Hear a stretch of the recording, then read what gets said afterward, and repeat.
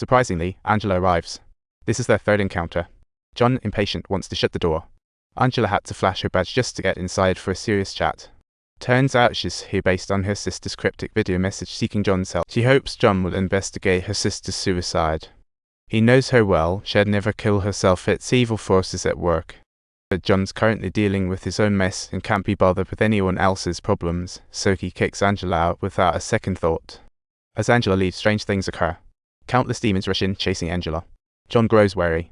The clue might be hidden in this woman, so he rushes out after her.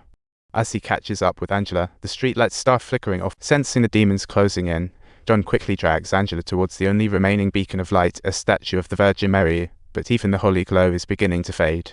In a pinch, John quickly grabs a cloth to wrap his hand and sets it on fire.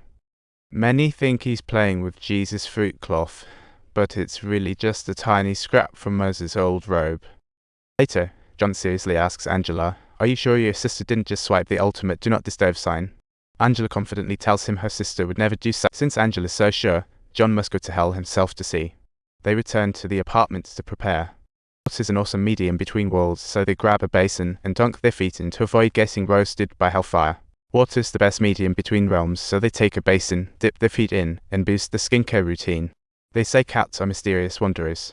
In Western cultures, they are considered sacred and believed to link the living and the dead. With everything ready, John makes his grand entrance into hell. The film's depiction of hell looks oddly like a post-nuclear wasteland. Subtitles. Actually, the director's inspiration came from real footage of nuclear tests. John, trapped in hell, clutches his holy water bottle, which is his sole assurance for returning home. Unfortunately, John's notorious reputation precedes him in hell. Not long after he arrives, demons and creatures spring into action. John bravely ventures and finds Isabel, who's in hell.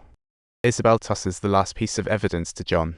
Just as the minions close in, he catches it and smashes the holy water like it's a pie. By sheer luck, he makes it back to the living world, where Angela is waiting with tattoos and all. Time's Earl, John culls in agony, smoking all over, clutching his hand in hell. He shrivels in anguish, smoke billowing from him while he pulls out that last crucial piece of evidence. Labeled with his sister's old hospital room number, it's a hint at the important clue she left behind. Meanwhile, the rather rotund priest, sensing something amiss with Isabel, has snuck into the hospital's morgue for a little investigative work. The Poe priest collapses in shock, quickly trying to drown his fears with booze, but the bottle's as dry as his luck. Panic-stricken, he bursts into a store, guzzling alcohol, but no bottle yields a drop. Realizing he's in deep trouble, he casts a symbol into his palm as a dying clue for John.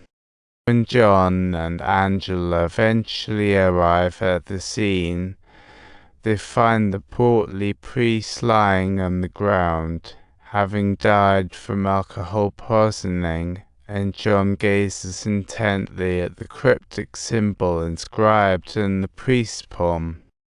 Still puzzled, John decides to hand the symbol over to Paimon for deeper investigation. Guided by the clues he snagged from hell, he and Angela head to her sister's old hospital room.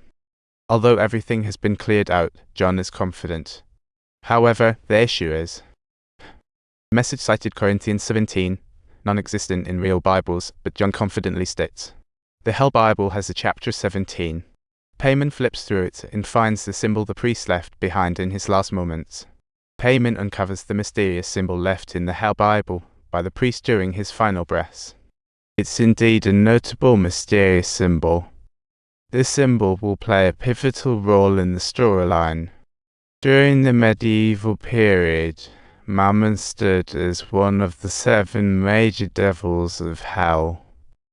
The film portrays Mammon as Satan's son, being the embodiment of greed. He's not happy with dear old dad and vowed not to interfere with humans, so he plots to start his own kingdom instead.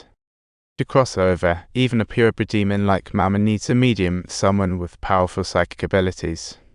That person is none other than Angela's sister, Isabel. But Isabel would rather die than be possessed. Of course, just having a body isn't enough. To get through the barrier, she still needs a little help from the big guy upstairs. But hey, it's nearly impossible for God to help a demon unless there's a loophole. God's help simply means you don't need to go in person, just find someone on his team to assist. Just as Payman is about to spill the beans, a fly shoots out of her eye like an action movie. The subtitles show the call is abruptly interrupted, and by the time John arrives at Payman's residence, she has already been found lying lifeless on the scene. Now, the mystery surrounding Isabel's death has been completely unraveled. As a result, Angela is determined to avenge her sister. She reveals her secret past to John. It's a tearjerker. As a member of the Mystical Sisters, she inherently possesses strong psychic powers, perhaps even stronger than her sisters. Now, she begs John to help her reignite her psychic powers, and he reluctantly agrees, ready to help Angela wield her mystical abilities. If you think this story is interesting, don't forget to subscribe and stay tuned for more.